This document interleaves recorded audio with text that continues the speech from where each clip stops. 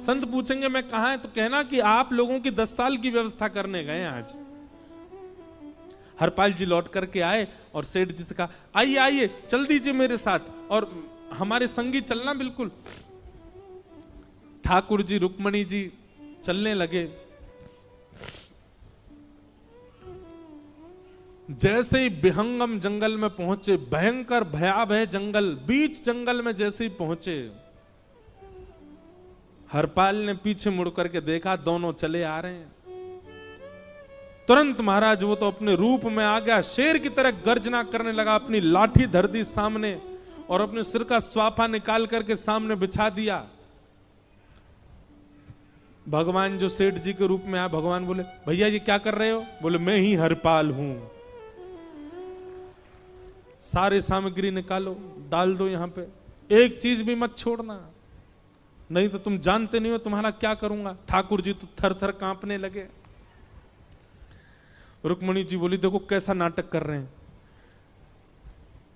रावण के आगे नहीं डरे थे, कुंभकर्ण के आगे नहीं डरे, हिरण्यकश्यप के आगे नहीं डरे, और वो हरपाल के आगे ऐसे कांप रहे हैं।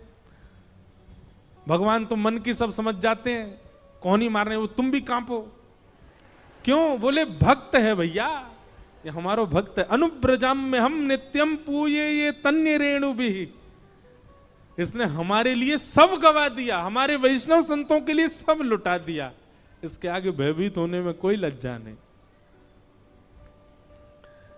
लक्ष्मी नारायण दोनों कांप रहे और हरपाल कह रहा सब निकालो। ए सेठानी जी कान के कुंडल उतारो। कान कुंडल उतार दिए, नाक की नथनी उतार दी, सब उतार उतार के धर दिए, हाथों के सब कड़ूला आदि भी धर दिए। भगवान ने भी अपने सब उतार। बोले बैंत कहां लेके जा रहे, उसको भी धर दो। बोले अरे भैया बुढ़ापे की लाठी, हम गिर जाएंगे। बोले कुछ नहीं गिरोगे, धर दो इसको, जीवन में कभी राम ना, जय श्री कृष्ण यहां पे सारा धर दिया। बोले बहुत बढ़िया हो गया, अब 10 साल की व्यवस्था हो गई। इतने में भगवान की कनिष्ठ उंगली में एक अंगूठी थी। हरपाल बोला ये कहां बचा के ले जा रहे हो, उसको दो। बोले अरे भैया ये तो बहुत बचपन की हमारी अंगूठी है और ये आज तक हमारी निकली ही नहीं है और ये निकल ही नहीं पाएगी, इसको बाहर हम निकाल ही नहीं सकते, इसको तो रहने दो हमारे पास।